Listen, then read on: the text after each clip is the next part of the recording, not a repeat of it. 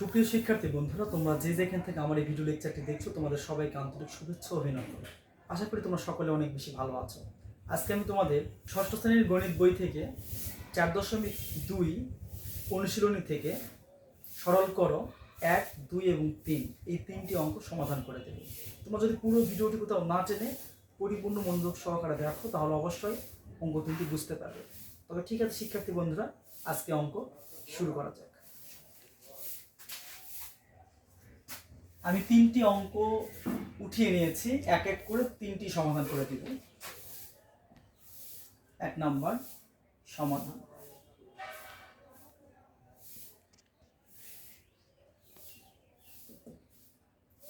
x³ গুণন x⁻7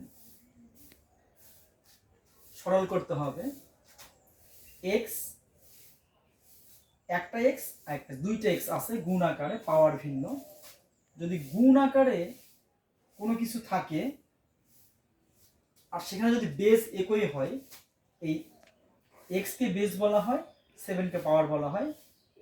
বাংলাতে বললে x কে ভিত্তি বলা হয়, আর উপরে যে থাকে তাকে বলা হয় পাওয়ার, ঘাত, সূচক, অনেক কিছুই বলা হয়। আমরা এখানে বেস আর পাওয়ার বলবো। গুণের সময় বেস একই হলে সূচকের নিয়ম অনুসারে পাওয়ার যোগ হয়, আর একটা বেস নিতে হয়। তাহলে x নিব, পাওয়ার যোগ করব, 3 + 7। 3 এর সাথে 7 যোগ করলে হয় 10, তাহলে x⁻10।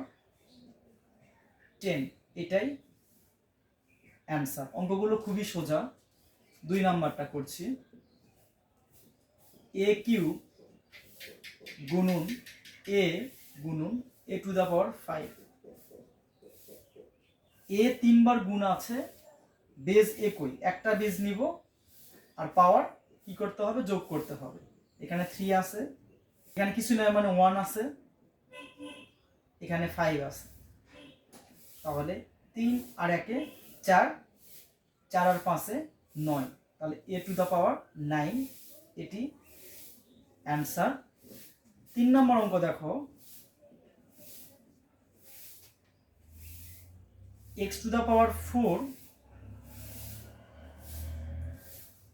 গুণন x² গুণন x⁹9। তোমরা অবশ্যই সমাধানটা লিখে নিবে, আমি লিখছি না, প্রথমে লিখেছি। তাহলে x 3 বার গুণাকারে আছে, পাওয়ারগুলো ভিন্ন ভিন্ন। একটা x নিব, পাওয়ারগুলো কি করব? যোগ করব। তাহলে এখানে 4, এখানে 2, এখানে 9। 4 এর সাথে 2 যোগ করলে হয় 6, 6 এর সাথে 9 যোগ করলে হয় 15। তাহলে x⁻15 এটি অ্যান্সার।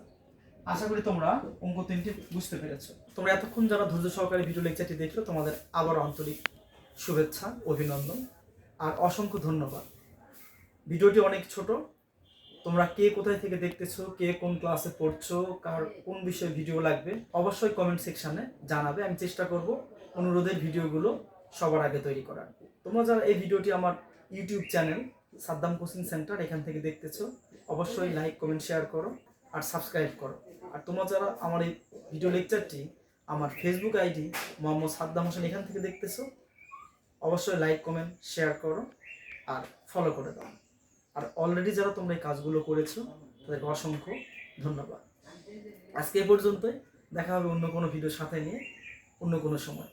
সে পর্যন্ত নিজে ভালো থাকো, অন্যকে ভালো রাখো, নিজে ভালো কাজ করো, ভালো কাজকে উৎসাহ দাও, আর সর্বদাই ন্যায় নীতির সাথে অবিচল থাকো। বাই।